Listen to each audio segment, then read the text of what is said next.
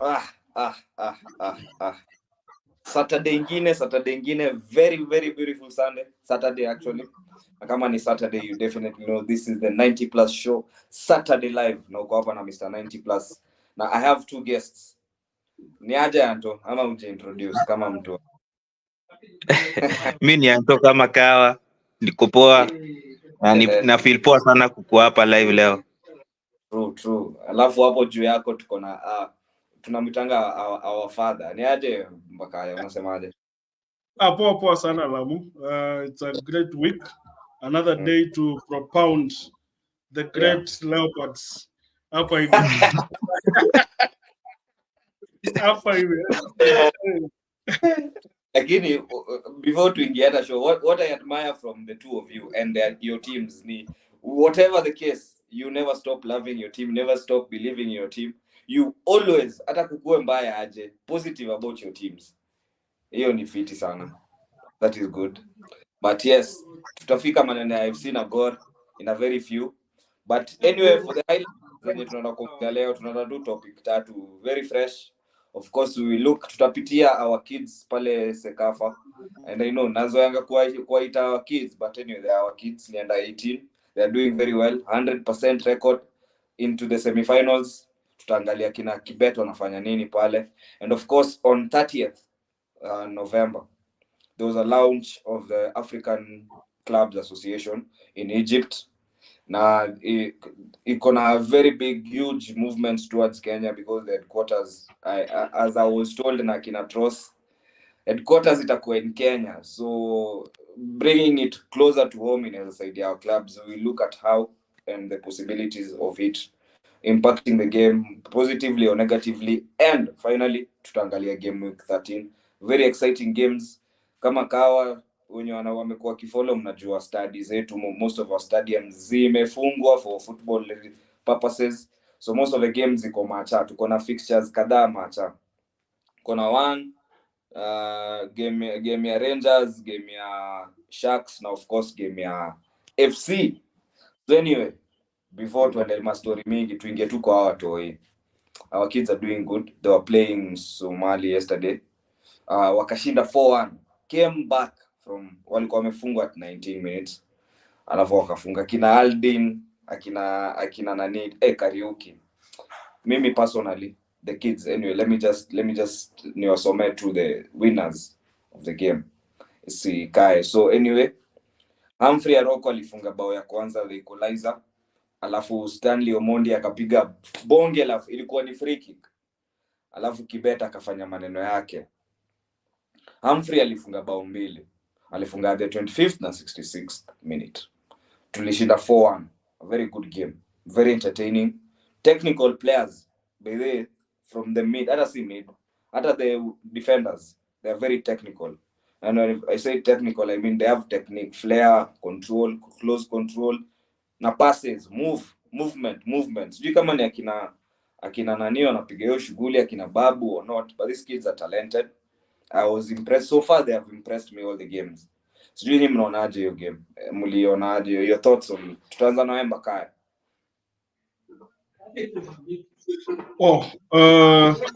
I think if I look at these kids, you see potential. And for already out of most of those kids, people had watched them thanks to social media and thanks to Football KE. We streamed the high school games, and that is when people are able to see some of these kids. So we've been part of the journey of showcasing this talent as fans. We were there, and there was a lot of hype around Kibet, Wanjala, and it's just unfortunate that I think we don't have enough numbers from Shanderema. But I feel it's not the last we've seen of them.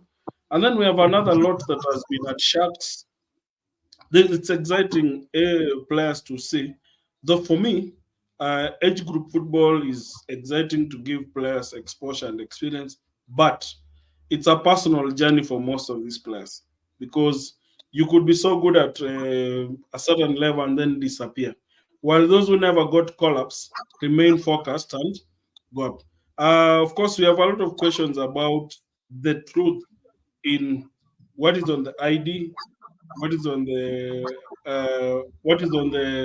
birth certificate. Ideally, I feel, in my opinion, the under Mhm. 18s, some of them are not there on that pitch. But the team that we have is the one that is representing.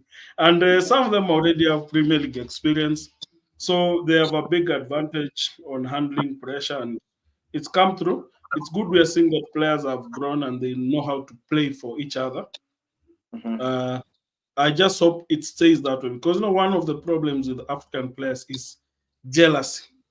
We Yeah. stop playing for each other and we start playing with each other, eventually messing up. But good outfield, good to see Kibet taking his chances, good to see Akina Wilson leading the line, and the leadership from Wanjala has been immense. You can see a calm leader focused on the pitch. So it's good. It's credit to the team for whoever is involved to putting together. They're lucky that they found already players who are technically strong under short notice. But it's where these players go from here on individual scale. We now want to see them excel individually day in, day out. Let them now move into clubs that can nurture them, and those clubs don't need to hold on to them because you still can be a good club at nurturing a player, but you may not Mhm. be the best club giving this player the next level pressure that allows them now to serve the national team. My thoughts. Maybe Anto has something else. Anto. Mimi kenye naweza sema ni I hope hakuna mwenye ako 18 years but naona most of them wako 18 ama Ehe. wako around that age. Mi nilikuwa nataka nipate waseka wako like 16 15 ndio around in 2-3 years this same team tukue now as our under 23 team. Ukiangalia venye wako tu wanasoka pamoja wote as under 23 afu ukishajua mkishacheza under 23 tournaments hapo sahii mko you are almost in the senior team, so hiyo ndo Yes. naweza sema waingie under 23 most of them in 2-3 years wakuwe under 23 team, alafu after hapo ndo tunaona wenye wataingia national team kidogo polepole tu. Nice. Kweli. Kwanza mimi the only negative is how far will the management help these kids grow? Structures, will they set up structures? Tumeona hata game wanacheza it is hizi ni game unaona kwa ligi ya wazungu, movement, skill, close control. Kwanza Kibet I think tu ni bao moja out of the 3 goals he has scored, I think ni bao moja amefunga ndani ya box. Hizo zingine anatokana ama ni 1-2 fiti layoff, finya kitu, ako na very good shot and placement, anakuwekea tu huko chini magrass cutter zote. Hiyo na kushoni mtu anajua ball, the way he strikes the ball, the way he strokes that ball, si kawaida. To do it thrice, hata bao wenye alifunga hiyo anasema alifunga ndani ya box, the movement ndio aflick hiyo ball atoke defender alikuwa hapo aiweke placement huko chini. Huyo ni kijana ako na very good football IQ, na si yeye pekee. Bakayo umesema Wanjala, that midfielder is very commanding, he commands that midfield, na si mchoyo. Touch moja mbili tatu amefungua, pass amefungua. Unaona, I feel it's also about the movement of the team that makes it easier for them to play as a team. If you compare them with the senior team, movements zikuwa, but we are a little bit selfish. Na najua watu wanaweza pinga, but for our striker kwanza, nani anaitwaje, Olunga in some instances is very selfish, only run your players. But if you look at these kids, even our strikers, ana drop ndani, ameomba ball, akipewa ni ma 1-2. I think ilikuwa ni bao ya Kibet bana, ilipigwa ma 1-2 na Mohamed. Huyo kuna midfielder alikuwa hapo, 1-2 fiti all the way to the goal. So yes, for me, yes. Question: if you are to put together an under 23 team now, Mm-hmm. how many of these under 18 would walk into that under 23? And Because also now we have another set of under 23 players who are so good also in the league. Now you see that's when you have somebody like Omala being there. Now who can work with Omala? You see, now that's how you build the next group. Out of this group, who are the elite that can transition to the next? And can we put together the next group with a select? For me, if I were to put together the best team the players who now can give us the next level success. I have Odada in that midfield. Who am I giving him? We need two players we can give Odada for the future. I Now, Wanjala makes the cut. Wanjala makes the cut. Who is the other Uh, midfielder? Now that's you can look at Stanley Wilson. He's already had a call up. Then you need to look for another senior player. Now, if you're looking in defense, that defense is still very young, and I think yeah. only maybe the one fullback can make it And the to be. jersey number 14, with number 14, he's a centre back. I can't remember his name, but jersey number Yeah, 14. but I think for them, the only person who could maybe be used in alternative position with future, because I think with time, Wanjala will drop into defense. He won't play midfield for long. Mm. He'll drop into a central defender. But for it's, I think it's that period when it's exciting that there are so many players who are now on the market. I think the influx of there's been excitement around, but no, we need to define Kenyan style football because I'm not so sure. You see, you need to have it's a discussion we've had on football KE platforms, which is our style of play. How do we go about it?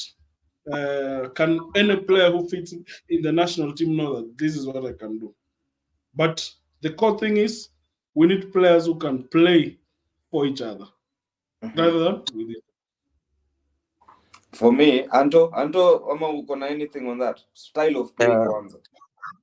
kwa style of play nikaa hatujui our style of play juu ulikuwa unasikia most of us tunasema tunataka the tikitaka way, but kuna msee alikuwa anasema ilikuwa Devi King alikuwa anasema our style of play ni ile kupiga ball mbele na kufuata. Hii mambo ya kupangapanga si hatujui. So unaona people wako different. Kuna wale wanataka the tikitaka ya kuweka ball chini. Kuna wale watu wanasema unapiga ball mbele, player anakimbia kwa hizo spaces. Watu wana make runs. Hizo ndo Kenya wasa wanasema si ndo tunafaa tufanye.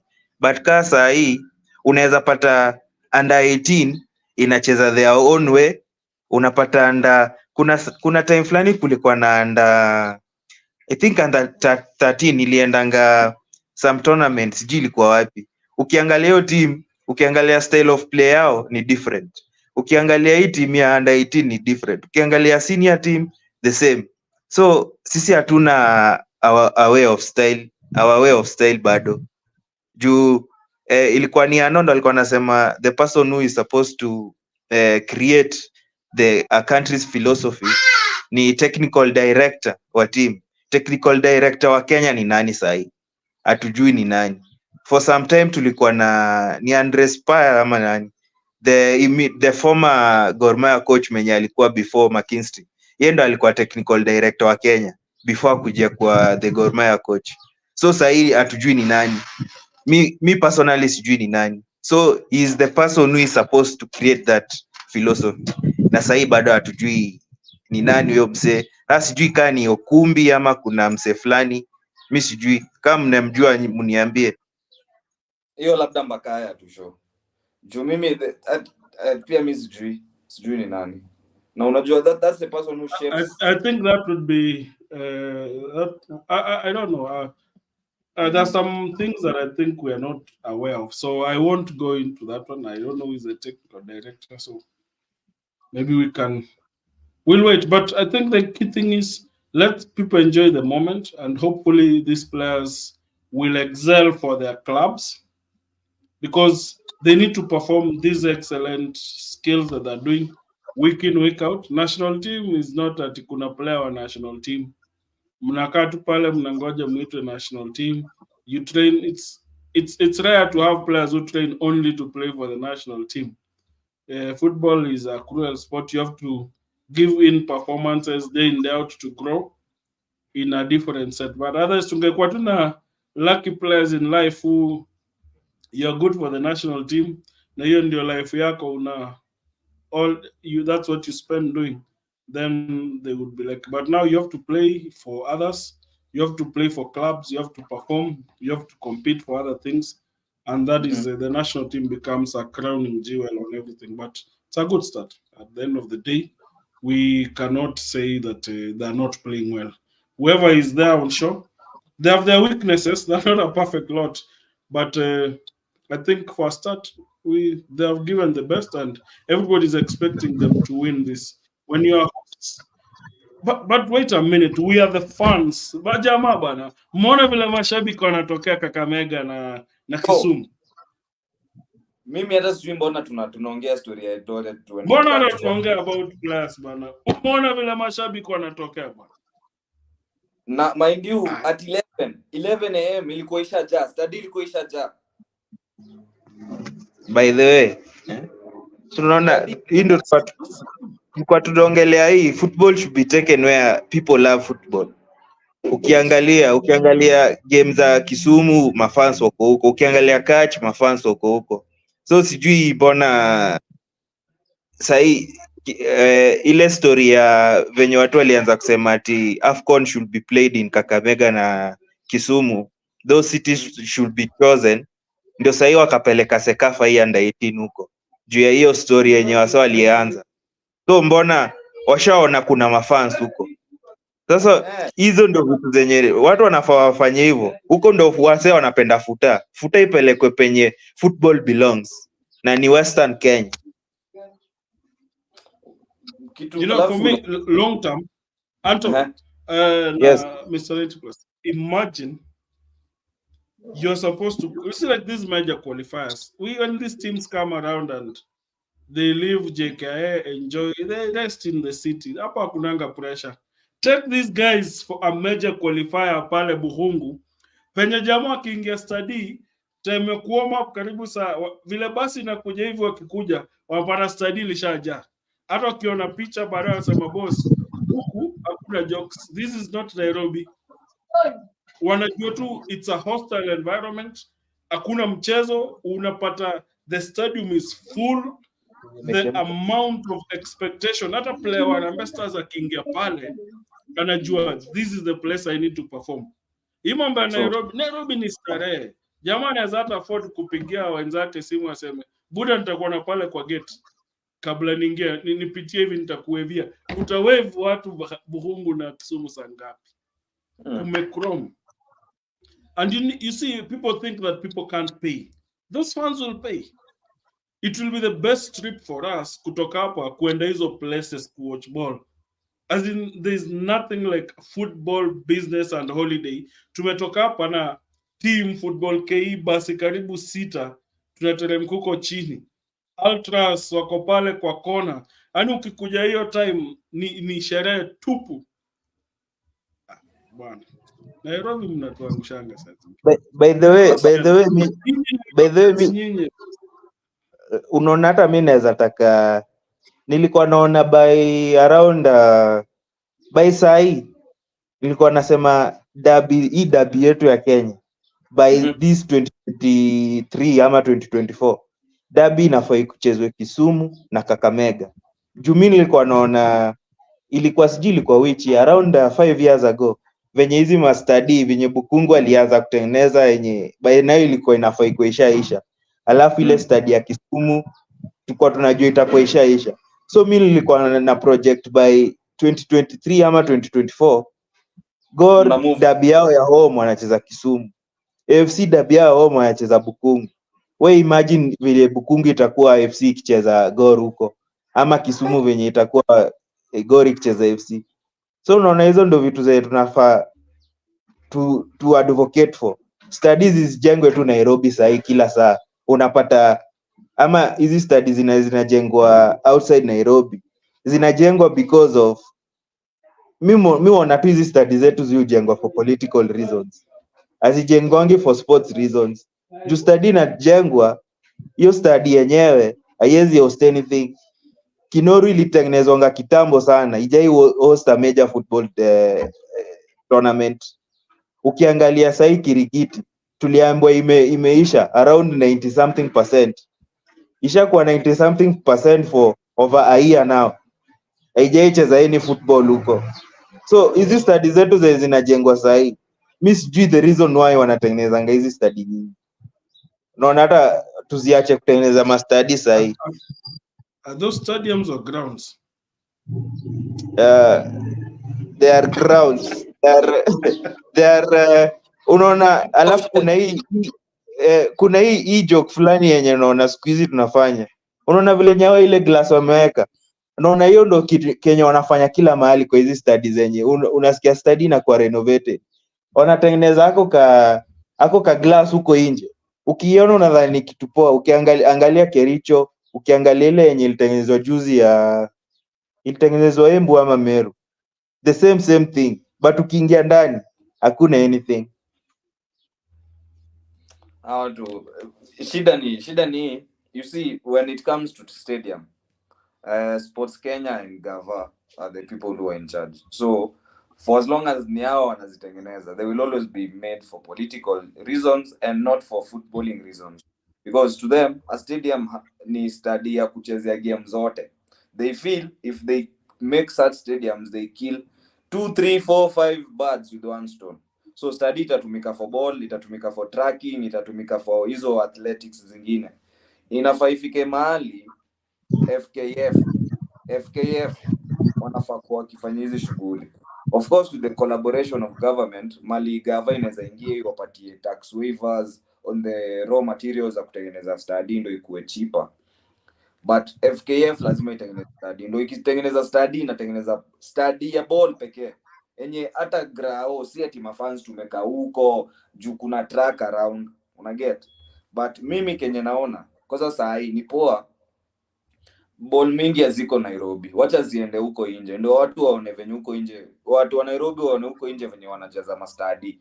Tunyimwe ball kidogo hapa Nairobi ndio tukuwe na hiyo hanga ya kwenda kuona game. Zikikuja Nairobi tunaenda in numbers, otherwise huko upeleke western, anywhere ya western bro, watu wanakaa na si ati niliona watu wana drive hii narrative ati ni jua wameboeka. Hakuna game high school tuliona watu wangapi wa Ndudhi wameweka Ndudhi zao waende one game. Mind you, hii economy ya saa hii nani anataka kuacha job ati anaona game? Do ni because they love football. No.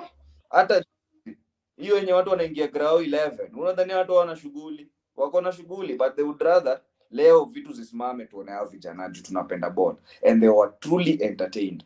Let me ask you, Lamu, when we spend a day talking about football, kuanzia asubuhi on a Saturday or on a Sunday, does that declare to be a jobless person?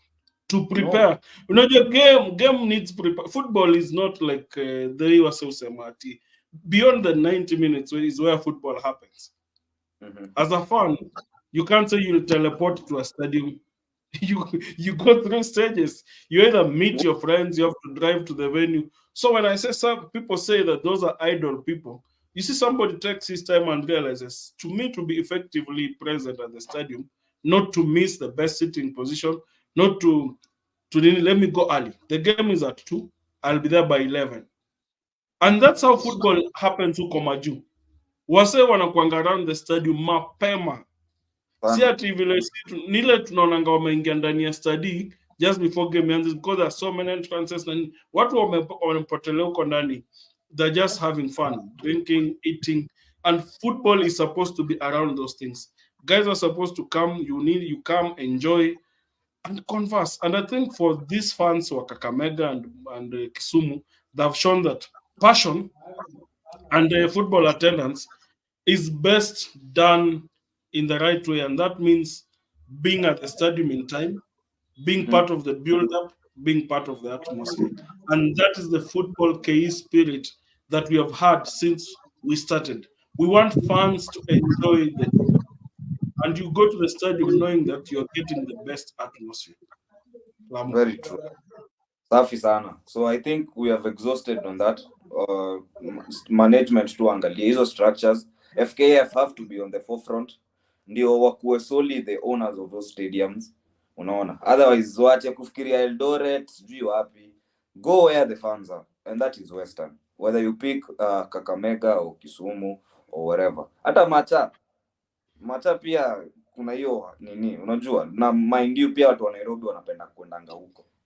So waangalie hii maneno ya Eldoret, tuache Eldoret ibaki watu wa athletics. Ukweli tu. They can't have everything. So anyway, we move on. We will get to that when we get to that. So the other thing was also the launch of the African Clubs Football Association.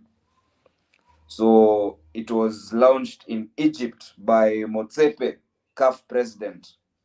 And the sole responsibility of this new association is to cater for the needs of African football clubs. And I feel mbona imechelewa. Hata European African clubs wamekuwa na yao for a while. You know, it acts like a watchdog for clubs. I don't know why tumechelewa, but I am glad iko hapa. The biggest story of it yet ni headquarters yao iko Kenya. But there is a disconnect. Imagine such a huge thing na headquarters ni Kenya. Na huku isikia news kwa sports news bana. I didn't hear the buzz of it because this is something huge. I don't know how Anto wewe unafikiria. Oh, kwanza before now the president, actually the inaugural president of it ni younger president, mind you. Hapa tu our neighbor. Anajitaje Hersi, huyo champe wa Yanga is the president. Then the deputy is Jessica. Jessica is a digital director, advertising director wa Kaizer Chiefs. Na ofisi yao itakuwa hapa mtaani Kenya. So anyway, Anto to you. Sa mi nashindwa by the way, hata mi si nilikuwa naiona tu kwa Twitter, kwa internet, hakuna any journalist yenye niliona akiiongelea. So sijui sisi tunatakanga tukuaje, because that is a very huge thing.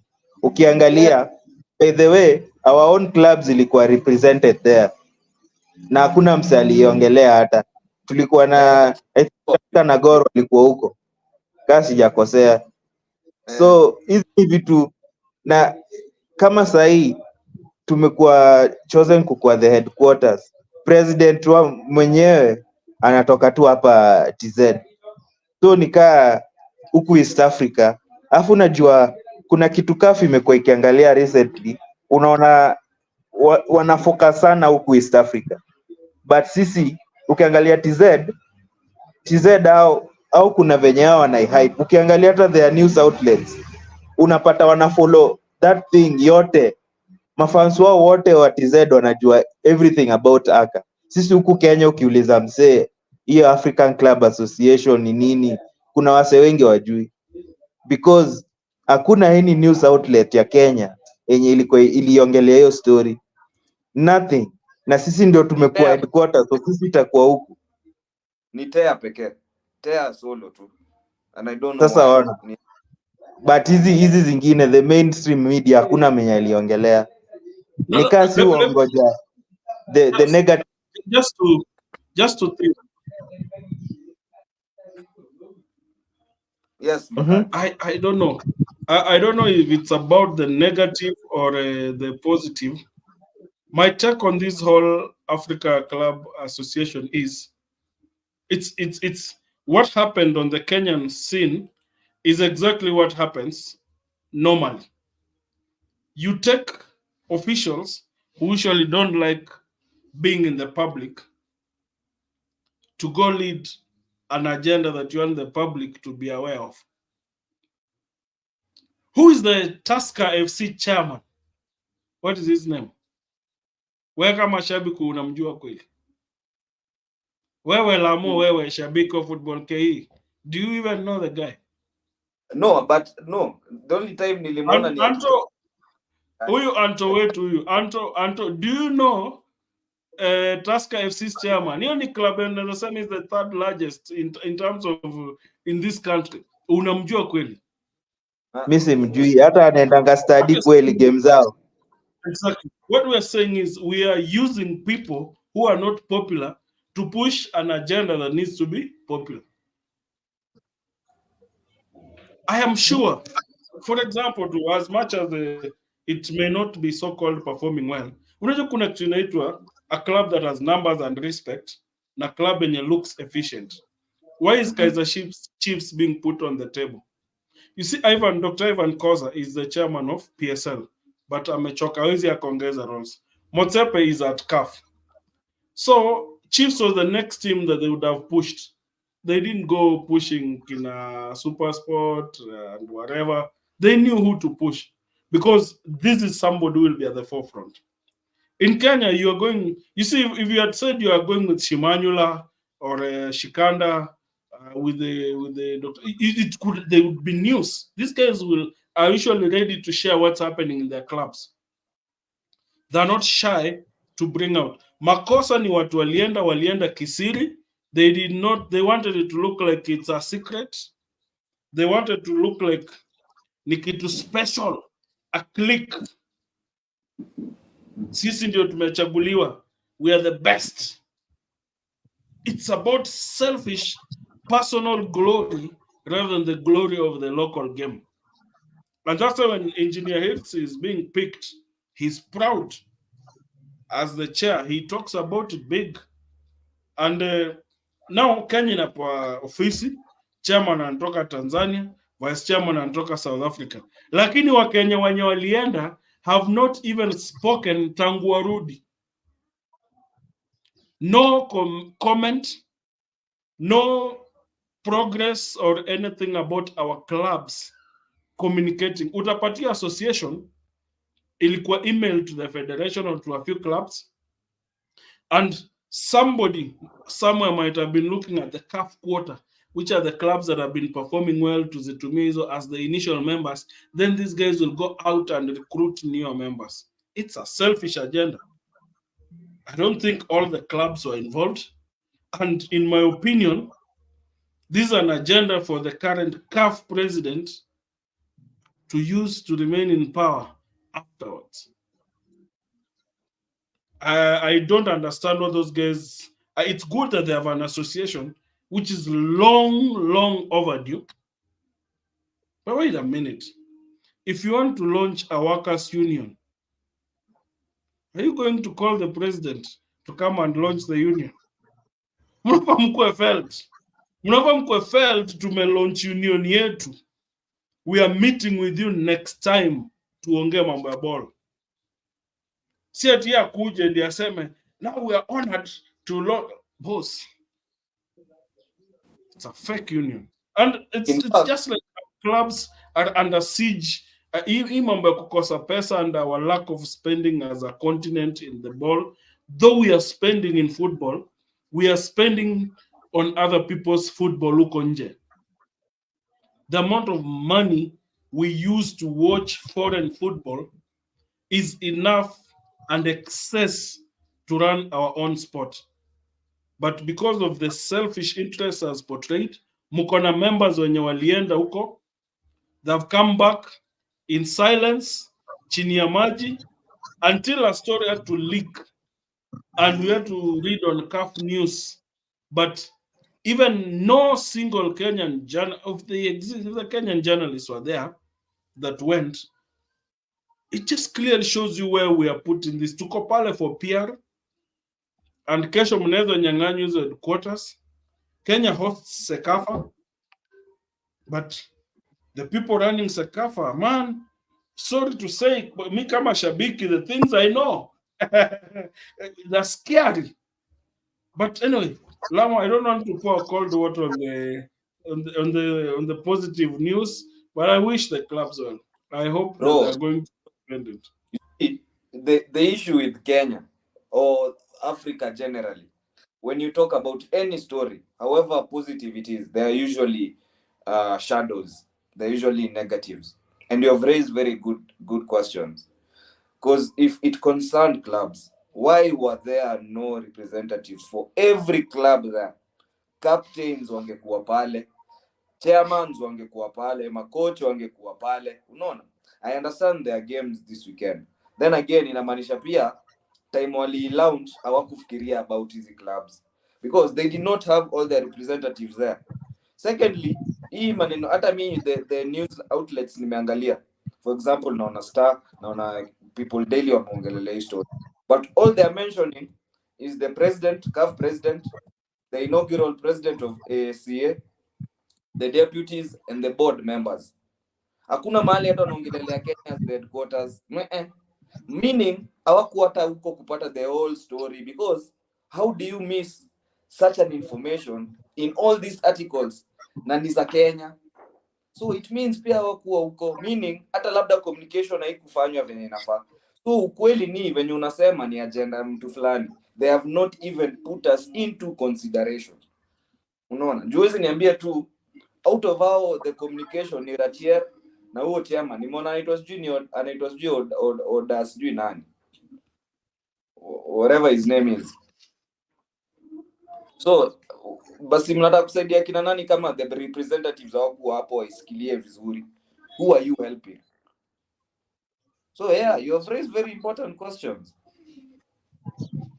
Now mind you, what these people know is now football has money. Yeah, kuna fulani FIFA itawapea do, FIFA itawapatia do. Ile do FIFA ilipatia kina Mwendo over almost 1 point something billion, hatujui ilienda aje, we still do not know. Unaona, so these guys ni kama politics. Una party, if you want to run with my party, toa do. It is exact thing they are doing with these things. Alafu wanatuletea majina mzuri where inakanika by they are actually helping the team.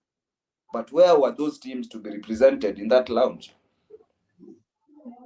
Na mbona tunaisikia tungekuwa tunaisikia last month, ndio tukue prepared, watu wetu wajipange waende huko. Same with other countries, whether ni TZ, Sudan, wherever, South Africa, nini hizo zote, hata akina Nigeria wote, mbona tunaisikia tu hiyo day tu on the lounge?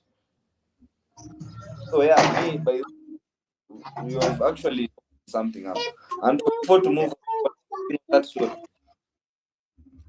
So if you're looking at this club, this is an association. It's not going to be free, in my opinion.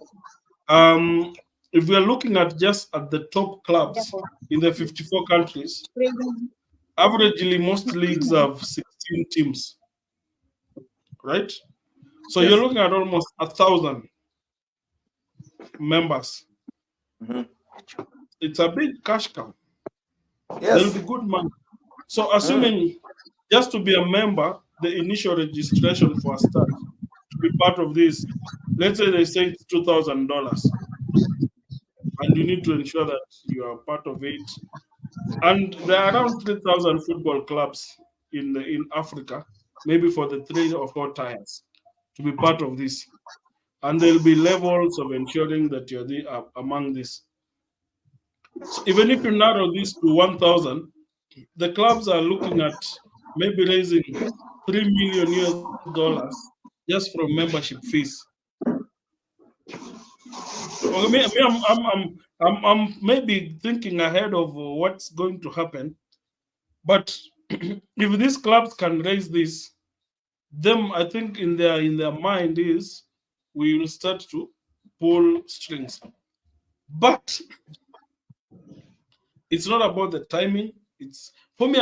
I'm keen on the agenda and why the president was even there. It's good to have him, but he's not the one supposed to launch. He's supposed to meet with the clubs. CAF cannot behave the way FKF is behaving, where you run all leagues, you run all clubs, you are the one in charge of this. Mara uko pale, mara uko wapi. Why can't clubs just independently have their own thing, and CAF only just engages them? So for me, I personally have so many questions as a fan. The issue about captains attending, it's neither here nor there. Chairman and club leaders represent the clubs. But I just feel the way it's been handled, because apparently this information came through in October 4th, about the ACA being formed, and clubs expressed interest to meet the CAF chairman. I don't know if it was for the hype, but I would just have loved to hear them launch the thing in Nairobi.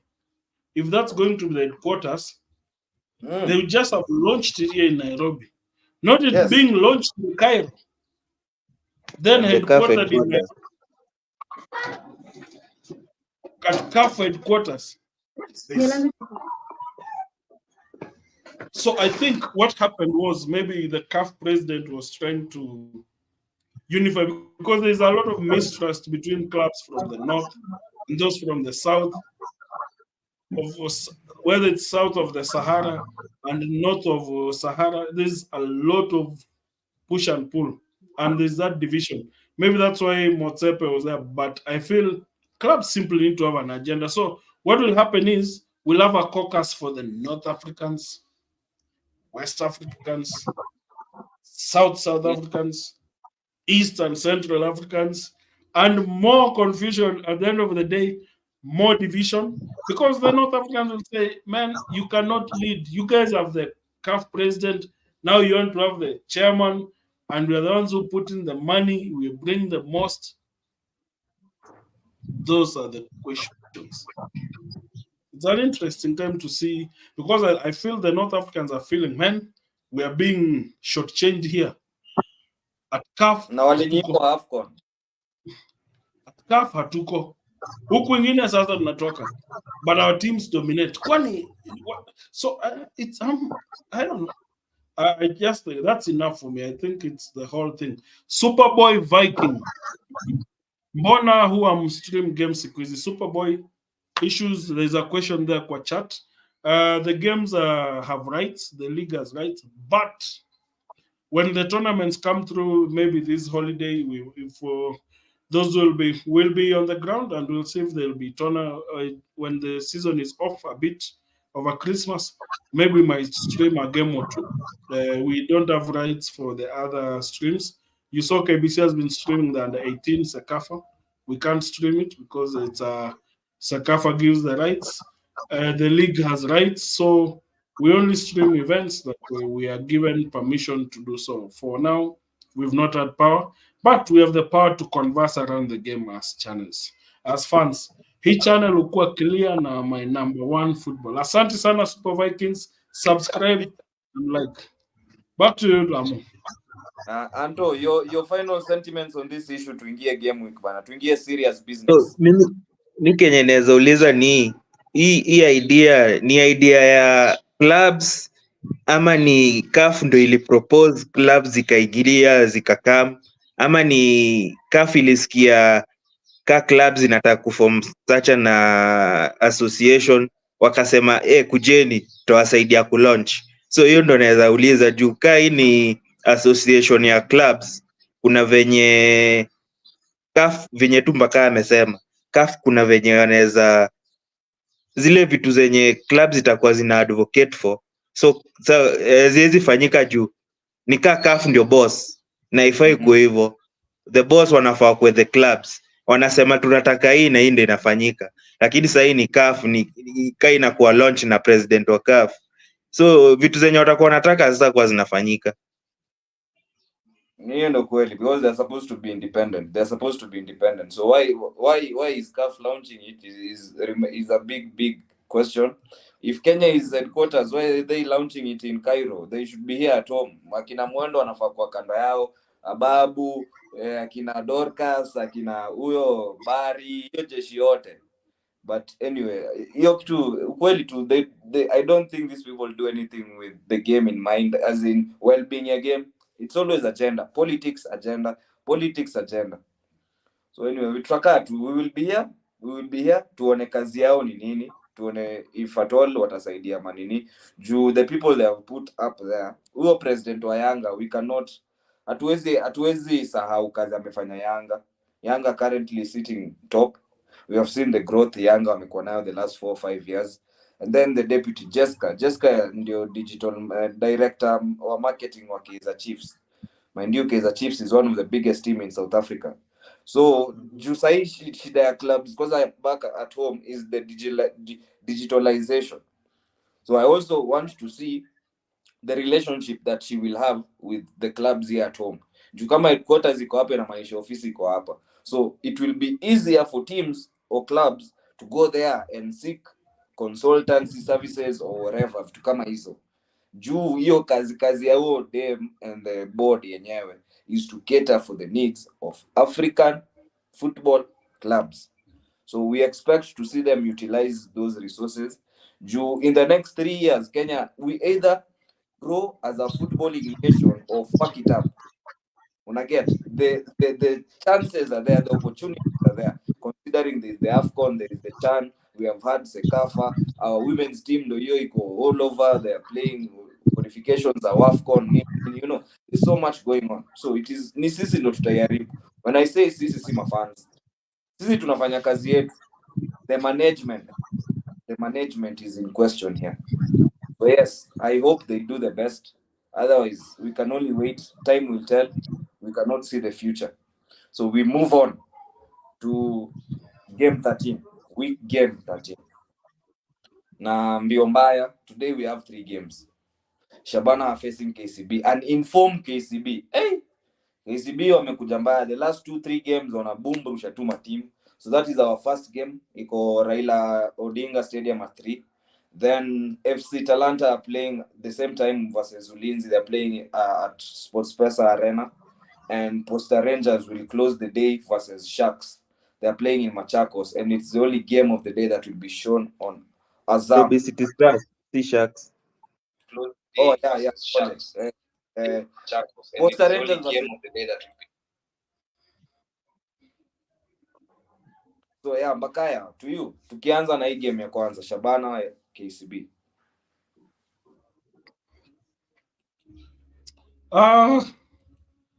Good news about Shabana that they're getting a coach. But I just feel that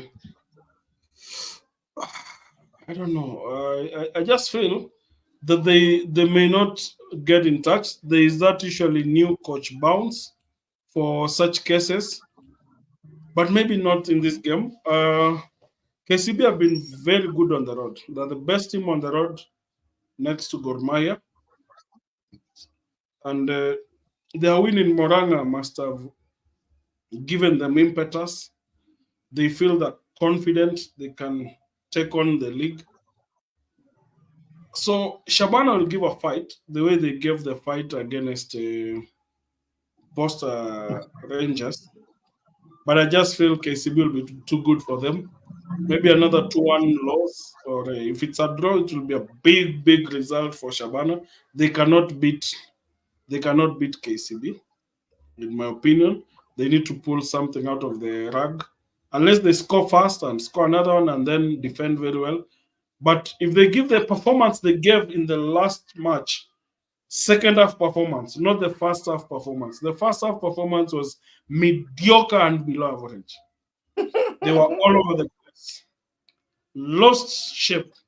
But if they give a good performance like they did in the second half, they had purpose, they wanted to attack, they kept attacking. But Mukangola was in the central and they should not withdraw him, they should let him play the full game. But KCB man have very good attacking with. We just know the Malala kind of style of play is attack.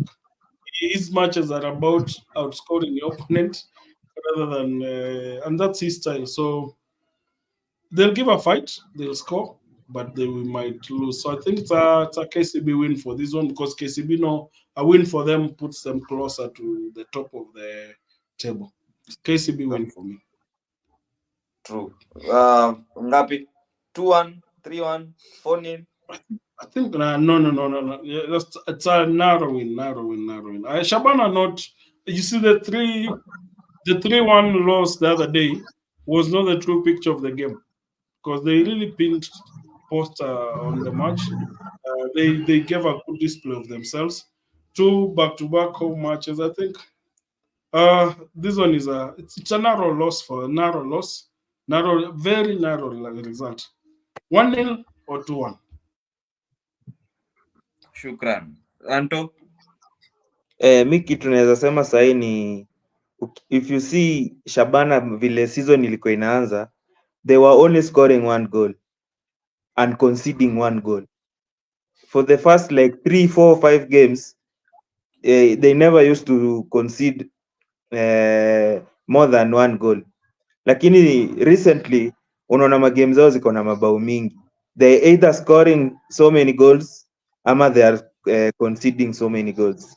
au ndo walipigwa 4-0 na inaitwaje, na who do you call, na Ulinzi.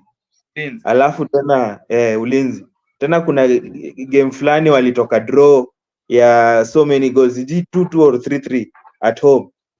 Walipiga the last time before Posta walipigana bao 3. I think wamewin tu only one game at home. Hata kama wanasemanga huko Homa Bay si kwao, anasema hiyo pitch ni hiyo huko ni kama wamelaaniwa si kwao, but huko ndio kwao. Hii wamecheza all their games there, so huko ndio kwao for now. So mi naona they can't win at home. Ni game moja tu wamewin at home this season, na as much yenye naweza taka Shabana wapige KCB juu KCB inatusongea songea sana hapo juu. Ni very hard to kuwekea bet Shabana sahi. Alafu you see the good thing about hii game, umeona Shabana wameanza hii ticketing, sijui kama umeona hiyo, so hiyo ni a plus to them. So I think wakianza ku sort out their off pitch issues, tunaweza anza kuona results kwa pitch. So hii game naona naweza taka draw sana ama Shabana win, but KCB ni hard sana wanacheza game ingine ngumu. KCB najua can be physical na pia can be tactical at times, so sijui ka Shabana wako physical wanaweza na hiyo physicality ya KCB, so but naona KCB will win this game. I think venye Makaa amesema 1-0 ama by 2 goals, because pia wanafunga mabao. They scored like before wapige Murang'a, kuna game fulani walipiga mabao mingi sana, so naona 2-1 win for KCB. Safi sana. For me, hakuna vingine. Mimi by the tunaona tu KCB wakishinda. KCB a little bit stronger, and hii game wameshinda juzi 3-0. I actually thought ilikuwa game itakuwa ngumu sana kwao, but I haven't seen anything like that. So they will boom rush this team baya sana. The second one is of course Talanta, another inform team, because at home are playing Ulinzi Stars. Mbakaya, mbio mbaya. Talanta. There's a Kate Wafula watching from Kimilili. Love this show. Keep up, guys. Thanks, Kate, for joining us. Kate, I'm sure ni mtu wa Nzoia pale, definitely. Ama ni Ingwe, those two teams. So Talanta Ulinzi, Talanta are having a good season. They went to Mombasa, pulled a draw. Very good. You know that getting a draw from Baraki after that distance is a good show. Now, the other team that is doing badly is Ulinzi Stars. Ulinzi Stars are on a bad run. They're on a bad run. They've lost 4 matches. It's just so sad to see them being in such a position. They're giving a good account of themselves. They're turning up. The 3 losses in a row. They had won a big game against Ulinzi Stars, against Tuscan. So most of us saw that the matches coming ahead, like against Bitco, against Police, that they would win. But we look at Talanta, the best in the last like 10 games, but they have plenty of draws. I think this will be another draw for them. Talanta will pull probably a draw on this one. The history between those teams is a close matches and 2.5. So it'll be a close match. I think it's a draw for Talanta, most likely. And I think for Lindsay, they would want to get back into now to stop losing. So if they can see of this match, Talanta are not conceding so much. They have conceded only 10 goals. So they also have now learned to narrow. They have scored more 16, conceding 10, very conservative. 7 draws, the most draws in the league so far. So I think it's another draw for Talanta, because at this stage of the season, they could not imagine to be with this number of points after last season's form. Draw for them. True. Before Anto ingie, naona kuna watu wana comment hapa. Mnyamwezi amesema 100%. Sijui sasa alikuwa anasema 100% kwa hiyo point yako ya ulinzi. Then Keith has confirmed yeye ni waingwe mbaya sana. But Keith yo, jikazeni bana, jikazeni. Mimi sijui yote. Anto to you. Number 1 ni game ya Talanta inachezwa SportPesa Arena na huko ni pitch sawa. So sijui Talanta nikawa huwa wanatambuanga pitch ama their home ground this season ilikuwa Ruaraka. Na it seems like Ruaraka sasa itakuwa ina host KPL games. Juu hata the last home game ya Tusker walipeleka Macha. So I think sasa sijui kama hizi timu mbili zi utambua a good pitch yenye tunaweza ona good football, but straight away mimi naona Talanta will win. Itapiga Ulinzi mbaya sana. KDM haina shughuli. Hii KDM haina bullets. Wako hao ni hot and cold. Leo wako moto, kesho wachague moja, wakwe hot ama wakwe baridi. Ama moto amwe kwa profesa ama coach. Anto, yes. Anto, my thinking is I agree with you. Talanta might be the team of the moment, but you know when you're meeting a team that has been losing 3 matches on the bounce, the odds might be against them. But the head-to-head history, like before the FC Leopards versus Sofapaka match, I had given the history of the two teams and said these two sides, Leopards are not won. So since this time, the results were mixture. Before these kind of games, you need to look at the history between these two teams. Talanta has not beaten Ulinzi Stars. Ulinzi Stars has not lost to Talanta at all. In fact, the only time that Talanta has scored against Ulinzi Stars was in 2021 in the 2-2 draw. But in the subsequent matches, Ulinzi Stars has scored 5 goals in 3 matches and conceded none from Talanta. So we can say that Ulinzi Stars is unbeaten against Talanta, regardless of their form. But in away matches, Talanta has lost 1 when they're at home to Ulinzi and only drawn 1. But Ulinzi has used. And also in at home, Ulinzi has beaten them 1 and drawn 1. So it's a match that is looking so poised for a draw. These teams are not doing well. One of the teams is not doing well. It has a good record against them. That is going to be positive. Kwanza hiyo uwanja yenye mnapeleka huko the Muranga pitch is good for the Ulinzi kind of football. They're playing well. But Talanta equal playing well. For me, it's a 1-1 scoreline or something. 1-1. It will not be 0. But, I think yeah. But Mbakaya, ukiangalia kwa hizo encounters zote zenye the two teams have faced each other, ukiangalia this moment sahi, this is the most informed Talanta has been since wanze to meet each other between Ulinzi and Talanta. Talanta ijaikuwa inform in the league ever, but this is the only time yenye wamekuwa inform kwa hizo game zote. I think they have lost 1 game this season. Interesting. Yeah, it's true. They have lost only 1 game. So you're saying they will beat Ulinzi another 4. I'm looking forward to that. For me, I'll go with a draw, and 1-1 or a 2-2 draw. But that's how probably I see it. Safi sana watu wangu. Mimi I don't see it any different. Mimi naona wakidraw. And if any team looks like winning, of course it's Talanta. Talanta can be mean at the back. Wanaweza kaza. And looking at their last 5-6 games, they have won and drawn. They haven't lost. So it's hard for them losing a game. I don't see how Ulinzi or Modo or akina Mushiri sioni venye watakuja wafanye maneno huko. But again, ball pia unajua results ni 3. You either lose, win or you draw. So I cannot say anything. They cannot. I don't see them winning. They can, but for me, I will go with Atalanta 1-0 or 1-1 draw. So the last game of the day is definitely Posta Rangers, who are our league leaders, and City Stars. Na hiyo iko macha, na of course iko live on nini, Azam TV.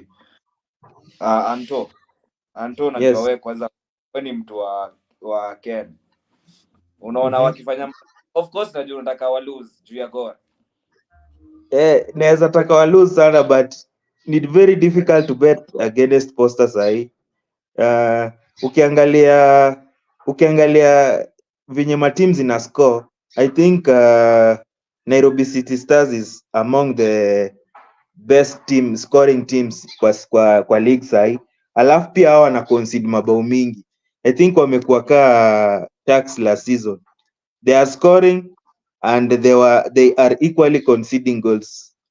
So hii ni game yenye naiona itakuwa na mabao mingi sana. Alafu ukiangalia Posta Rangers sahii hawa keep clean sheets kaa venye walikuwa wanazikeep season ikianza.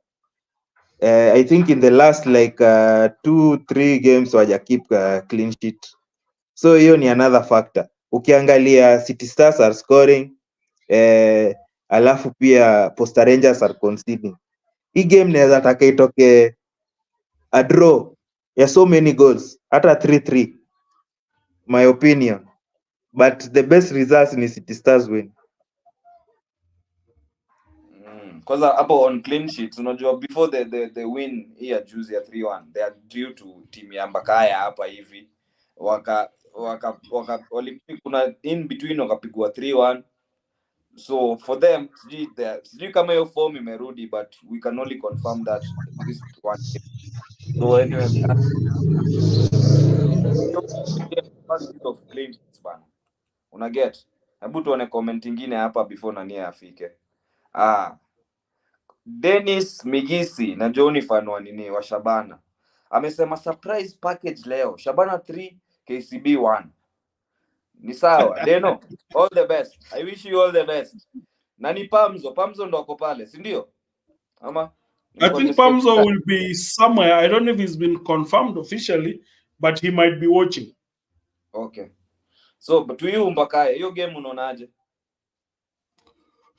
Posta Rangers, as I said, in everything, history cannot be thrown into the bushes.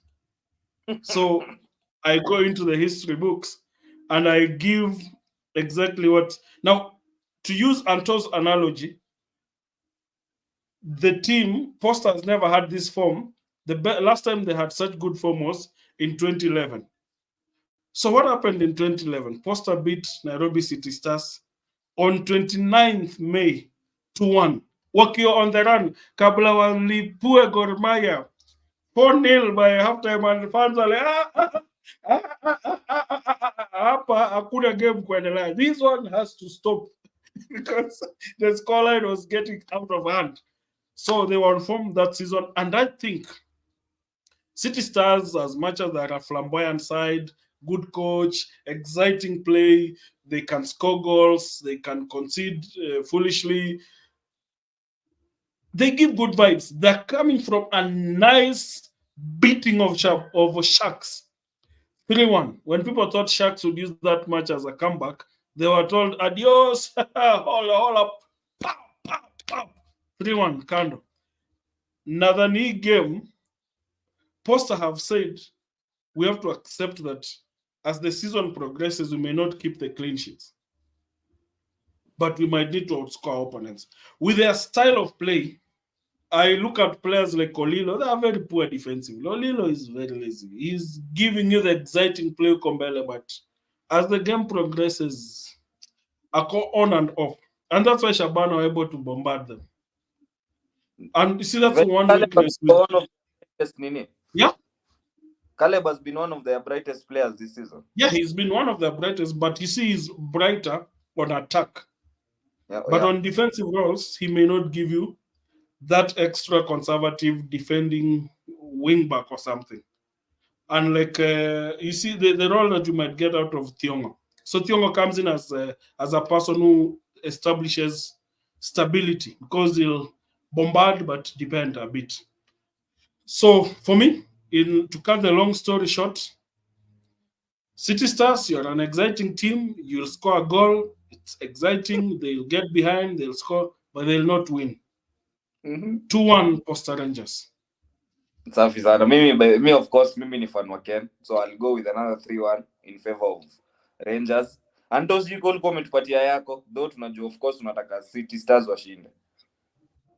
By the way, sorry before you finish, City Stars has never beaten Posta Rangers. Wait. Yeah. In the last, since 2010.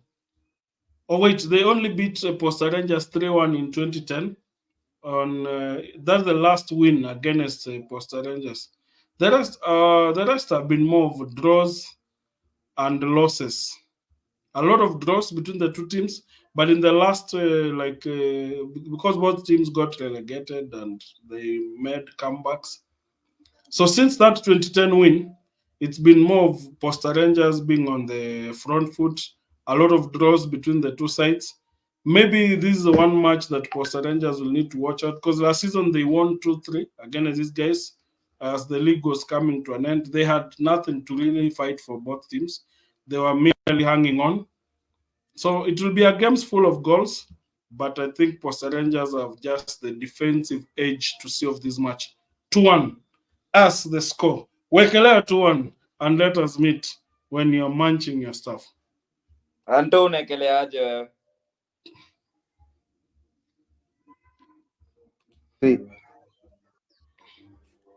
Sorry, Anto, you? Nasema a high scoring draw, a 2-2 or a 3-3. Sawa. Safi sana. That concludes the games za Sato. So Sunday tuko na 5 fixtures. Police FC are playing some Morocco. Comments here. Lamo kuna some comments. Yeah, Sayari, you can some comments coming through. So Sayari anasema I wish Pamzo all the best. I need successful community clubs. Hiyo naye pia mimi niko naye very true. Hiyo niko naye deadly. Then he's saying team selling things online is something to be celebrated. I also think he ana relate to the ticketing system ya Shabana, of which tulikuwa tumemention hapo ali Anto ulikuwa umesema. And of course, we are actually happy that teams are trying to move into the digitalization, into the digital side of things. Hii tu ni kujaribu, next season sasa ni kuperfect. Tujaribu, ndo pia kitu inaleta with digitalization. Ni do inaenda, mali inaenda you can track. Unaweza track. But there are some things we need to improve on it. We have seen it fail a few times, but ni vitu tukikatu fiti management jipange, seal the loophole, itakuwa beneficial for the teams. So yes, Sayari niko na wewe hapo. So anyway, while I was reading tomorrow's fixtures, Police FC Logarusic na hii timu yake wanacheza Murang'a Seals hapo Sako. Then Kakamega Homeboys wako Bukhungu. Wako Bukhungu anyway, sidhani kuna CECAFA ni leo peke, kesho hakuna, so it makes sense. Wanacheza Bidco. Bandari are playing home to Moroni Youth. Nzoia Sugar are playing Sudi to Sofapaka, and Sharks will be playing Gor Mahia. Na hiyo ni game inaonyeshwa Azam wanacheza pale Macha. So Anto, Yes. nataka before ingie anaitwaje, Winston Omondi. Omosh Winston, good show, following cleanly, shukran. Alafu Sayari anasema teething problems are normal. Yeah, they are. So anyway, Anto, hapo mbio mbaya, sijui utupatie tu prediction yako yote ya hizi games, alafu tusonge kwa Mbakaya tukipiga shughuli. Pia aseme the same. So game ya kwanza ni Police. Kama kwanza na Gor. Acha Gor ndamalizia. Hiyo ya Police ni game sidhani kaita kwa rahisi for either side. Tuliona, unajua somo na KCB kipiga inaitwaje Murang'a huko kwao, wanaona ni kama Murang'a iko na down on spiral, but ni game moja tu. Juu tulikuwa tumesema SportPesa Arena ni ka fortress, but KCB walienda huko na wako wapiga mbaya sana. Haikuwa ile ati kuwapiga ya kubahatisha, waliwapiga na waka confirm. So hii game the stadium huko, the pavilion, sijui mnaitanga pavilion huko South B, iko na pitch, inakwanga na pitch poa kama mvua ijanyesha in the last 1 week huku Nairobi, so pitch iko sawa. Think game itakuwa poa. Naona Police win. Sidhani ka Lugarusi sahii anaweza achilia kuwin hiyo, the winning streak yake yenye ashaanza, na akishaanza anga inakuanga hivyo, so sioni venye inaitwaje, Murang'a Seals wata come out with anything from this game. Watashinda hiyo game by 1-0 ama hata 2-0. Safi. Hiyo ingine, the next one ni game ya nini, game ya Kakamega Homeboyz Bidco. Bidco pia ni timu ingine ya kukaza. Hao nakaza na wako physical, na pia Kakamega Homeboyz can be physical at times, so itakuwa game ngumu sana. Naona draw, hiyo ni draw. Yeah. Bandari pale Mbaraki. Bandari win. Bandari win. Yes. Unasema anafanya maneno. Huko sioni Moroni Youth hawezi fanya anything huko. Sidhani hakuna kitu ataenda kutoa huko. Adagala hata na mandini zake hakuna. Hakuna. Huko ni awe, hakuna Kenya anaweza fanya.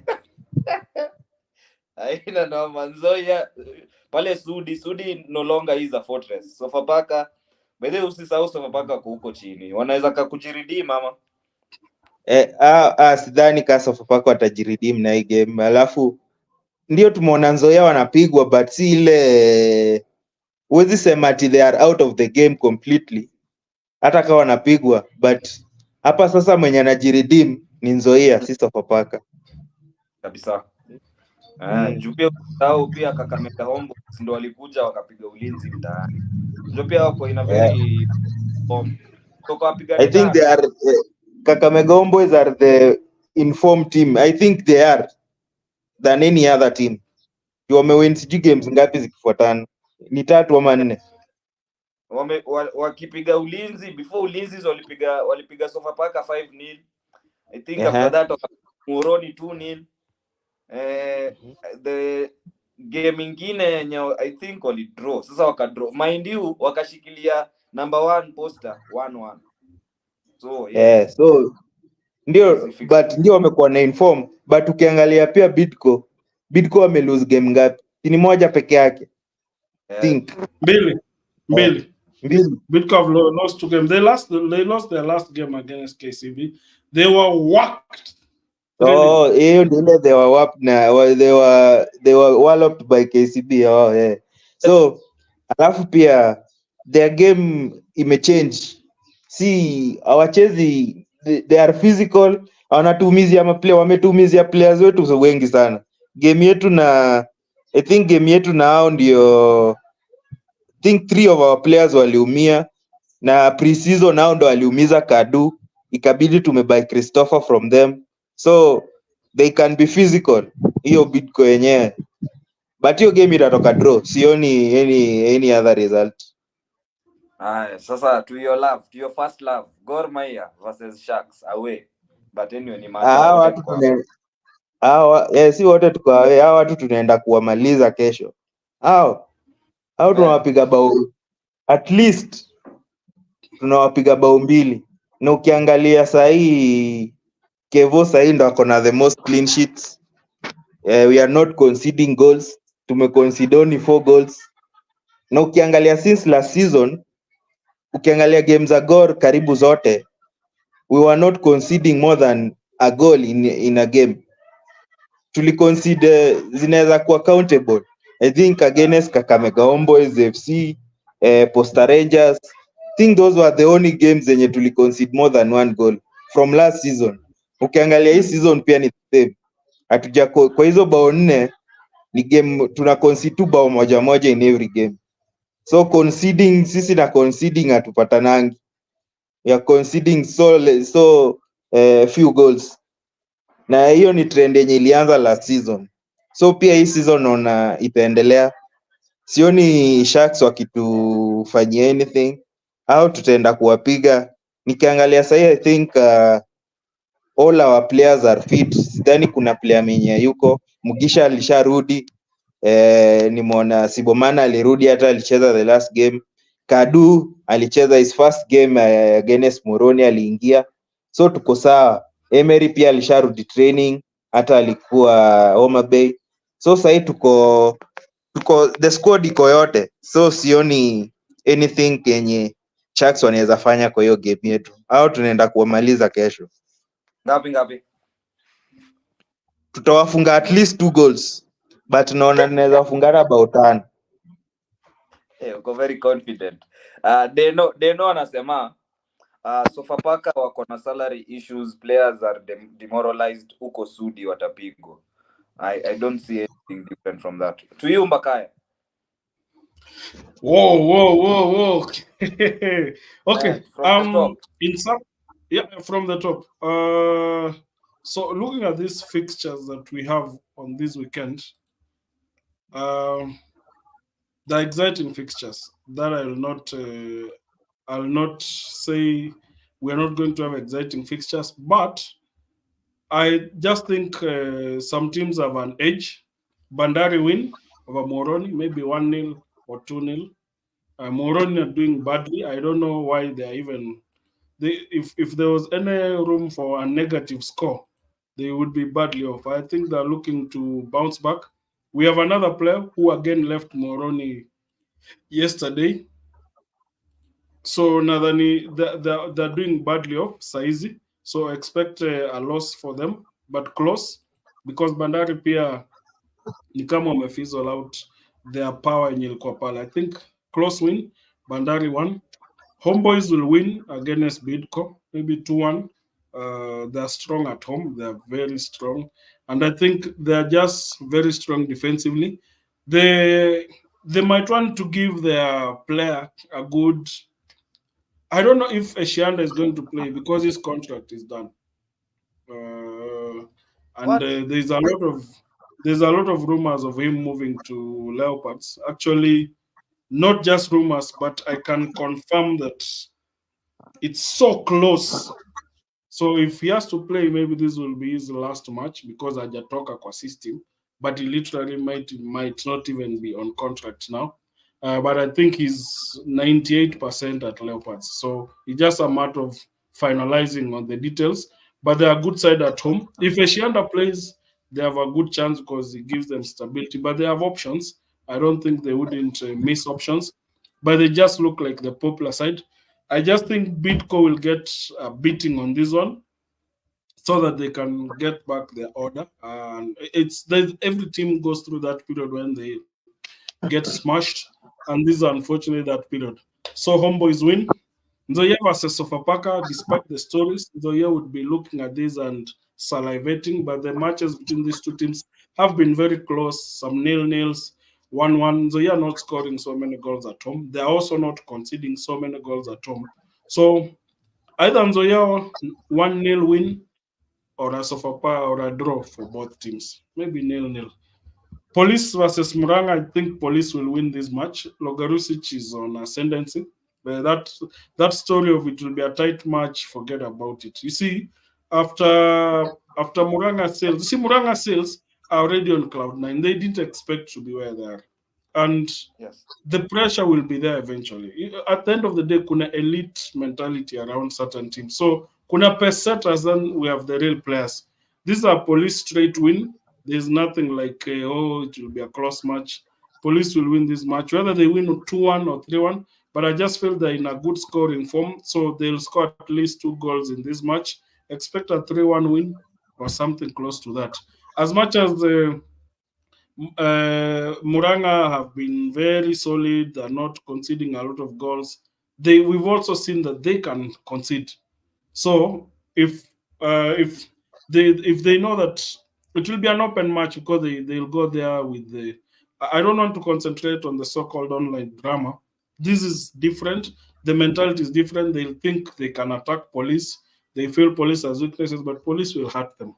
2-1 win or 3-1 win for Police. It's a win for Police either way, in my opinion, because they have got their confidence back.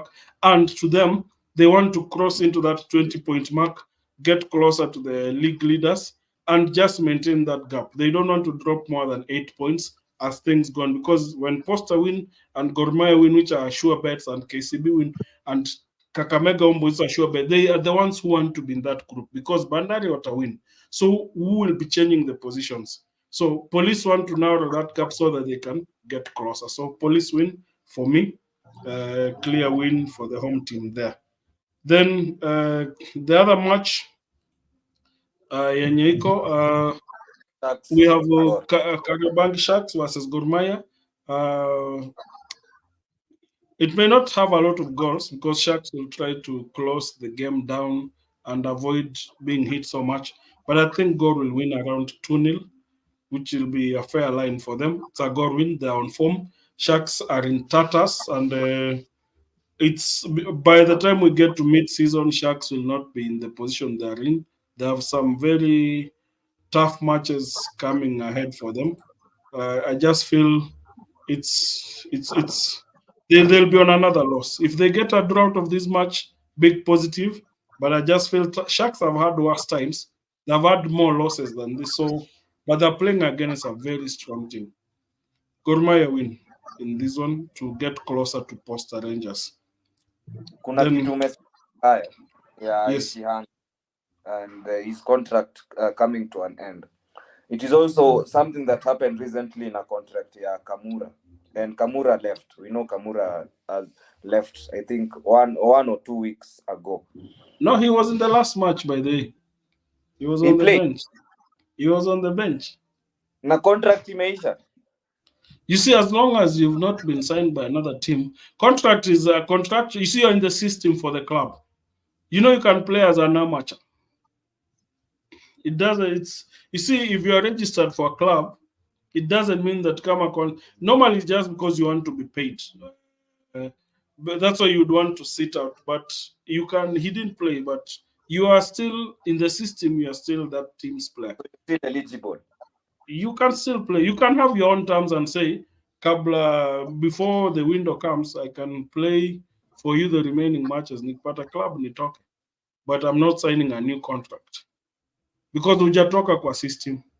Okay, I get you. Yeah, because he's still a registered player in their system until mid-season. But he's free to sign with another club. But they can still use him. That's when you can agree. Nikicheza hii game nipatie 10k zangu ama 20k. To see you through as you plan, because you can't just disappear and say contract measures atuchezi tumeka kwa bench. So there's that win-win for these teams in such a time. Okay.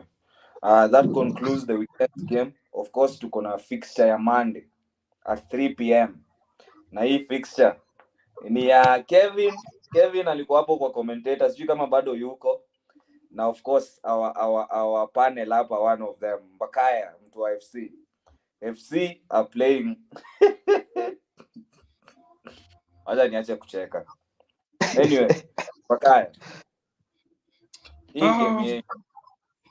Hii game yenyu na kina matano, mangovo.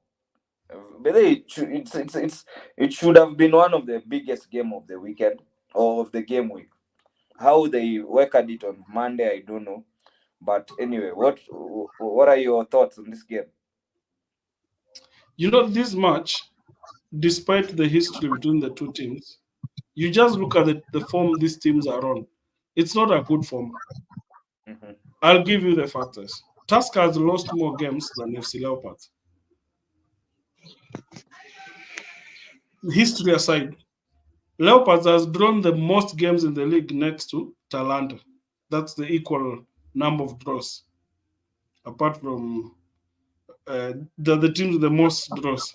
The last three matches of FC Leopards are matches that they should have actually the last four matches. The matches that they should have won, but they just didn't take their chances. Like you look at the match against Sofapaka, poor game management, wasteful in front of goal. They had around 3 or 4 chances, because you look at Yahama had 2 good chances. Omune had a very good chance. Jafari had a very good chance, and then CJ had a very good chance to kill the game. But this case just didn't take the chances.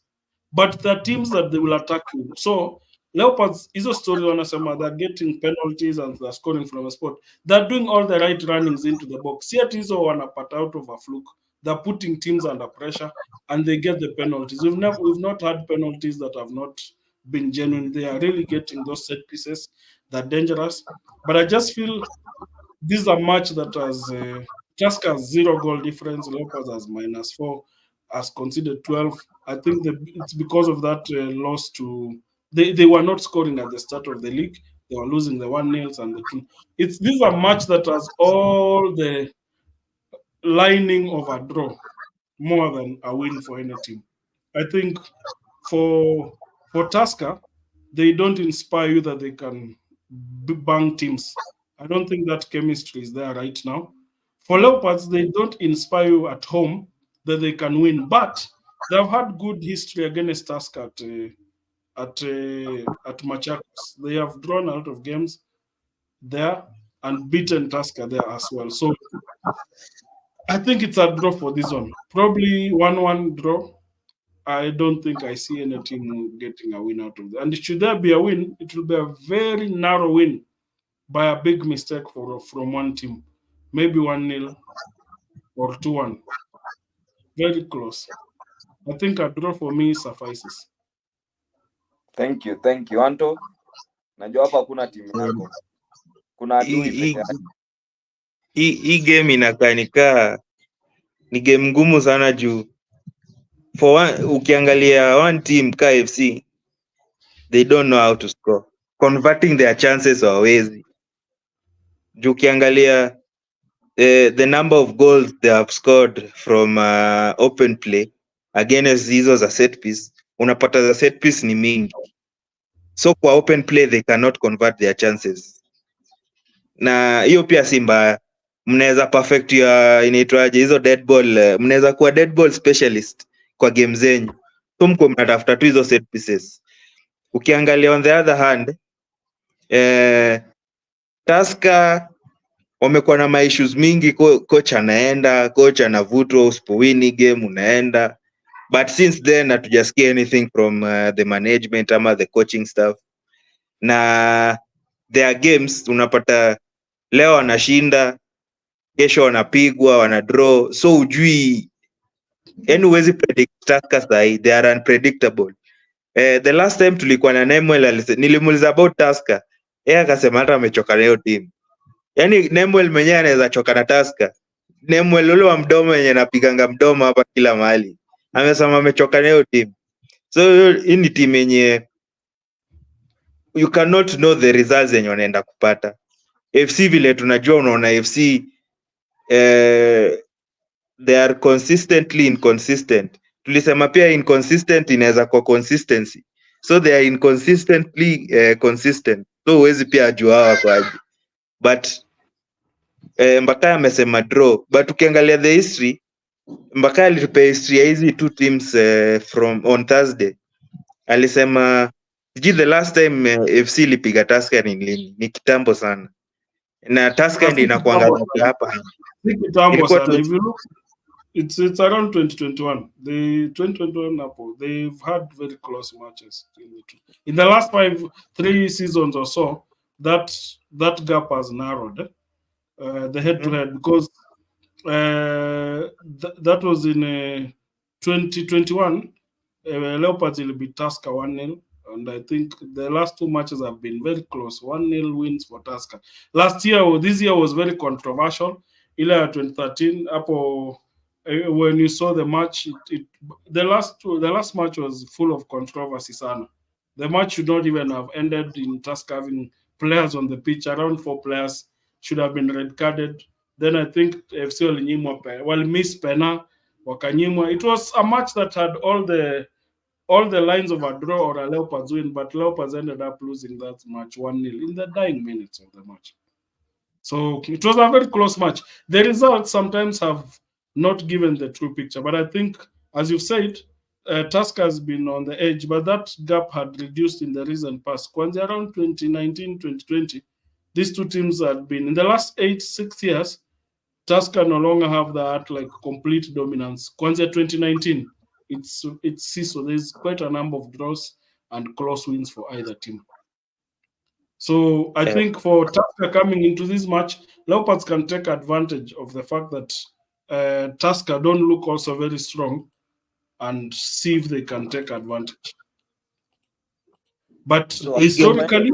historically, if I look at them before, the Leopards has, of course, not had a very good record. In the last 32 matches, they've only won around 6 and drawn quite a number of matches. Tusker has the biggest advantage of around 21 wins. So, but that was prior to 2019 when there was a big dominance, when Tusker really was just overrunning them. But saizi, vilukiangalia form of the two teams, that's why I was like, a draw will be a fair result for both teams. But should Leopards, I think, in terms of a team that needs that confidence, should be able to push for this match. Anto, Hii game ulivyoangalia final score. inakaa tu draw vile mpaka amesema itatoka draw. Sioni any team ikiwin hii game. Oh, ni draw tu ya nil because FC hawajui kufunga. Yes, I also don't see different. Before tuingie hii story ya deals za kina Mwendwa na KBC na nini, ndasoma tu standing venye zinakaa as of game week 12, ndio tujue venye kutakaa at the end of the game week this weekend and Monday, of course. So Posta Rangers are currently at number 1 with 12 points, with 25 points, having played 12 games. Of course, every team has played 12 games isipokuwa tu Tusker na Bidco, because mnajua game yao last game week haikuchezwa. Walishinda, wameipostpone, eventually it wasn't played, so they will reschedule. So Gor wako number 2, wako na 24 points, the only unbeaten team in the league. Najua Anto atanichapa nisiposema hivyo. KCB at number 3 with 22 points. Number 4 Kakamega Homeboys 21. Murang'a Seals at number 5 with similar points as Homeboys 21. Number 6 Neo team ya Mbaraki pale Mombasa, of course, Bandari 20 points. Talanta number 7 with 19. Bidco number 17 with a game less, 17 points with a game less. Police 17 points at number 9. Number 10 is City Stars 15. 11 Tusker 14 points. Ulinzi at 12, number 12 with 13 points. Sharks number 13 with 13 points. Au ni kama wanachezanga tu kila game ni 1 point. FC Leopards currently sit at 14 with 10 points. Shabana 15, 10 points, and the relegation zone iko na Nzoia, who have 9 points with a negative goal difference. Moroni Youth 8 points with negative 11 goal difference. Sofapaka wako na negative 12 with 8 points. Na hivyo ndo venye maneno inakaa. So for the Sofapaka, Moroni Youth and Nzoia, of course, Shabana NFC, they will be looking to win their games, at least watoke hiyo zone. So tukimaliza the last topic ni hiyo story. Kuna comment hapa, acha niangalie comment inasemaje. Sawa, pole. Nimetoa sayari. Anasema nitoe mkono. Pole. Nimetoa. Nimechuja. So anyway, guys, of course hii deal ya KBC, nakumbuka at the beginning of the season tulikuwa tunaambiwa KBC watakuwa the other partners of the league, whether ilikuwa ni title sponsors or nini haikuwa specified, but the other day mlisikia kina Babu walikuwa pale, wakajichocha. Babu was saying the brainchild of this was William Ruto, nini they have granted 10 million Kenyan shillings per team. So these are the numbers. The contract, these are Ababu na Mwamba's words, these are not mine. Azam TV is our pay TV partner. The contract we have signed with them allows us to have free-to-air partners. So KBC wanakuja as free-to-air partners both for TV and radio. And the the free-to-air, the first deal, the deal we have signed with KBC is worth $750,000 USD for free-to-air and $500 USD for radio. Those are very big, huge numbers. So huge numbers. Zinafurahisha macho. But I don't think, I don't understand, the breakdown, the logistics. I understand wamesema every team will get 10 million. Do they give us the financial statements, how they have broken it down, like we see in Europe or nini Mbakaya? I don't know what you think about these deals.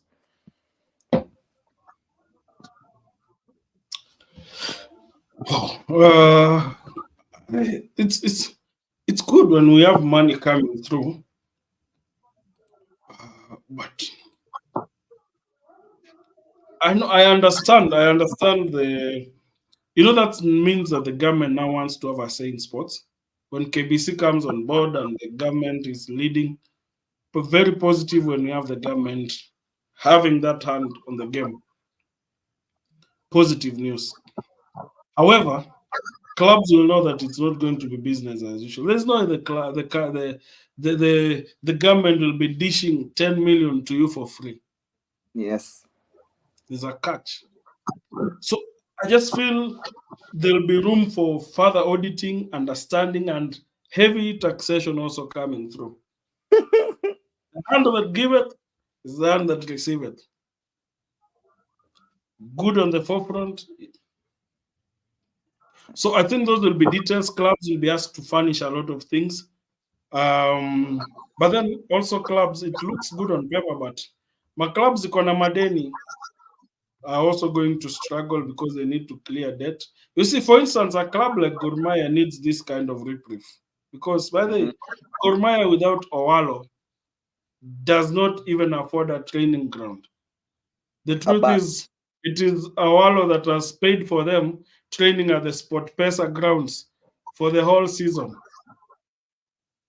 Antro, I know you didn't know this. It is him who has bought for you a bus mpaka ameweka jina yake. You guys do not have the audacity to have it in your name because it will be auctioned. Sisi hapana tambua hiyo, bora tuko na basi na tuna train at the best facility. So Anto, as the government comes through, back to the back to the broadcast story. I think it's positive. Let there be more communication, and see if KBC indeed are going to broadcast and send out this communication, and the match can be listened to all the languages. Because I think KBC has around 8 or so vernacular stations: Kimasai, Luya, Mhm. Kikuyu, Yaluo, Meru, Coast, Swahili, English. It's going to be a nice cocktail. My only worry is, imagine if, at least if you, when you tune into the afternoons, you can walk into the car as you drive, listening to local commentary, and the popularity around it. It's positive. But my only worry is these broadcasters are also, as much as Swahili is our best language and there's room for these others, let's give options for people to listen to what they want to listen to. I mean, Kona Shida na the current broadcaster.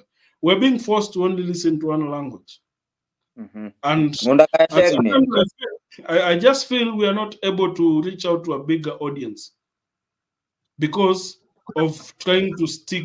Yes, Swahili is growing, but you cannot just trash a language like Mandarin, French, Portuguese, and English. These are languages that have bigger reach.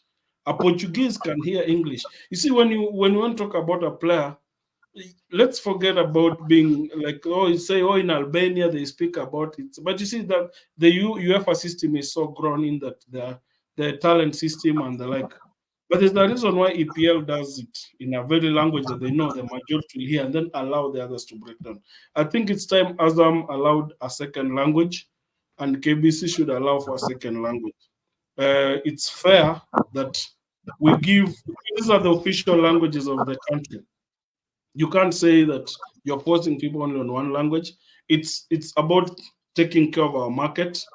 I know everybody say kuna you don't need to nini, but I don't have a problem with Swahili only. I just feel as we grow the region and the like, let's allow the conversation also in another language because next that's been the standard. That I think would be a good standard. Even if you have the primary language, give room to the next. But I'm looking forward to seeing KBC as they do their broadcast. Kenya is a very tribal country, and how they're going to balance it is going to be exciting. But good for on the money part. 10 million is not a lot of money for a football club, but it's what if that is going to add on to what that means clubs are of around roughly around 15 million from the broadcast deals. So if you're a club like Leopards has a deal with Azam for around 36 million separate, Mhm. they now have this extra another 10 million. Then you add them another 5 million that they have. You see, they've crossed into the 50 million mark. Now add them a Yeah. sponsor who's giving them 65 million. That's over 100 million on the table for them who can get collections and the like. Now, that should be a good base to get back on track for the big clubs.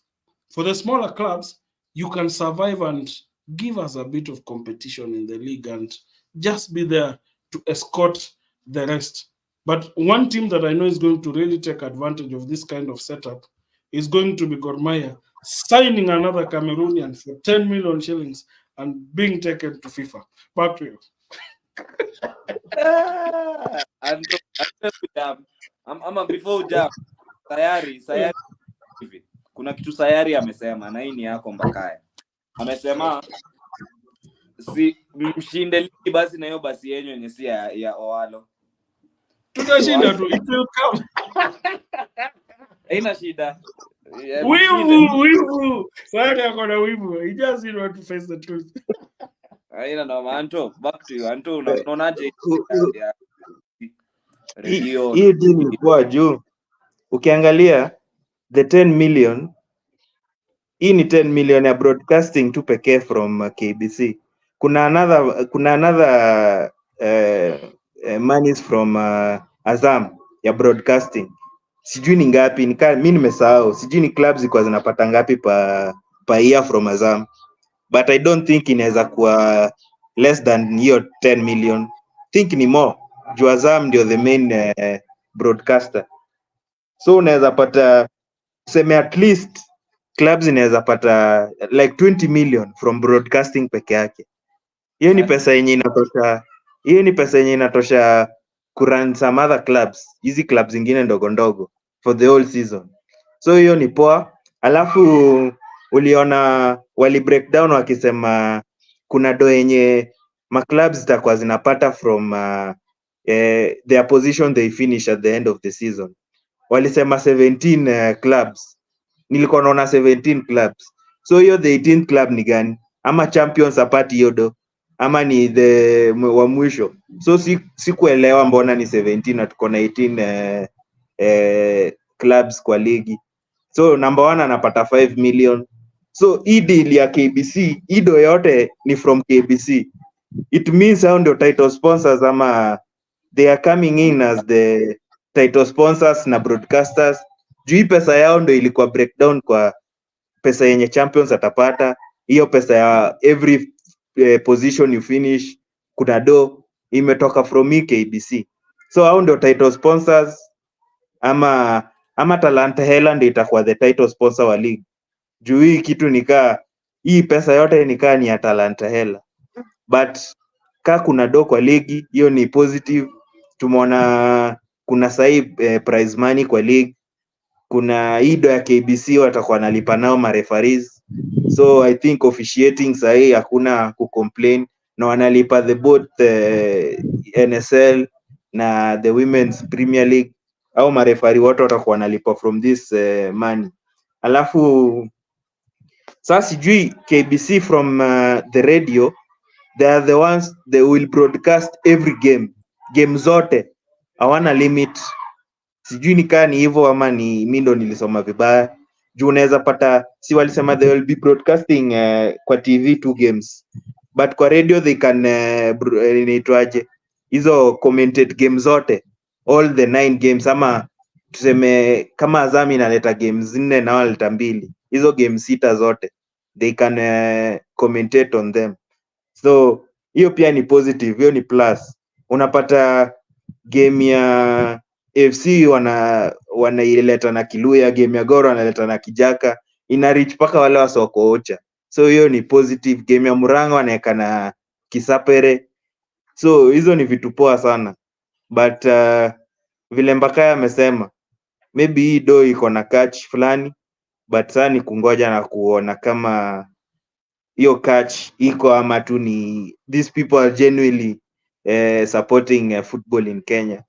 So but hiyo story ya title sponsor lazima tujue kama kuna title sponsor kwa league ama ni KBC are the title sponsor. Juu pesa yao ndio inafanya kazi ya title sponsor. Safi sana Anto. Kuna mahali nimeona hapa kwa nini hiyo story ya Azam while you're deliberating on how much they had said they'd be giving. Nilikuwa naona Shimanyu la chairman wa Homeboys alikuwa anasema Homeboys from the hii Azam deal they might get 3.6 million every year. This is Kenyan shillings. So I don't know if it's the same. Of course akina FC na Gors unajua waliitwa kando wakaenda hapo nyuma ya tent. So of course their deal is very different, but yes, that is what Shimanyula was saying. So if you ukishikilia hiyo na ingine, that is 13-15 million. Of course 15 million might not be so much for such teams. We consider away game moja can cost you upwards of 250 to 300, wengine ni 500. Hiyo ni away to kumove, then uongeze wage bill, uongeze nini, operations here and there, there's a lot. But again, this is 15 million that teams did not have. Still, it is still a lot of money. Na if they can find a way of using it and better their teams, inaweza wasaidia because inawatoa point A to point B. Kuna comment ingine hapa, Jaber anasema Jaber is Jaber amesema one FC ni mdomo tu, na akasema Kogalo kila siku bado kuna timu inapingana na serikali. Huo ni mfano bora. Alafu by the way Lamo, Mbakaya amesema hiyo do yenye tunapata itakuwa advantage kwetu, tutasign na Cameroonian. Hawa Cameroonian ndio winao league tena. Unakumbuka the last person mwenye alitupeleka court ni mgani? The Ivorian. That Ivorian scored twice against FC kwa derby fulani yenye tuliwapiga 4. Huyo msee the next step alienda Yanga because ya kufunga FC. Na nyinyi mnasema alikuwa inaitwa nani? Ati alikuwa fraud. Na akaenda Yanga. Alitoka tu Gor akaenda Yanga. So msiseme sisi ni fraudulent deal. Yeah. Anto, all said and done, Anto, I agree with you that the guy was, but you see, if we look at the quality that you know, why we make banter on God sometimes is you're the team that has had the advantage to be in a pole position for quite some time, and you think it's going to be permanent. Unfortunately, football doesn't work that way. I'll give you a reason why I'm saying that things change. You see, if you check, for example, in established leagues, when money is available, quality starts to stabilize, and that causes a bit of disruption, and it gives room for everybody to effectively be on the table. So there are teams that will now take advantage of the commercial side of things and everything side of things. So we should be worried about clubs like Tusker, because as I'm speaking like a community team, like you, we should be worried against clubs like Tusker. What does this mean to them cash-wise? Are they going to really now start giving us more problems and get back? We don't like them, but the fact that they're now getting a lot of support financially, they start having a bigger cash boost than the rest. The KCBs, they become to have a problem because they'll be a threat to us. Hapa nyuma, they've not been a threat to us in terms of pulling our players and attracting the best. But you can see in the last 4 years, KCB may change. There are players who can't leave KCB and come to Leopards or Gor like walikuwa wanafanya kitambo. We're only getting them because somebody else has now signed for them, and that player is being pushed out. If you've noticed that trend, we've not been, like now between KCB, we've not been able to get like Messi, the best left back. FC and God have not been able to get. Hapa nyuma ilikuwa rahisi. We're struggling now for players outside these so-called bigger teams. Hawakuji kama hapa nyuma. To me, that's a big worry. That's what I'm saying. It was a mockery to how we spend our money as FC Leopards and God. In that when the good money comes, we now go out there and start splashing money instead of focusing on the bigger picture. It's just not the one match. And to me, it's a worry because Bandari watakuwa now they'll now have like a cash transfer kit. Now they can compete with us and steal players from us. Because if they're getting that 20 million, they already have a budget to run the club. This money they can spend on sign on fees. Once kutupatia pressure sasa. Sisi hizo ndio do tunataka to run club at the same time kusign players. Now Tusker will start doing the same.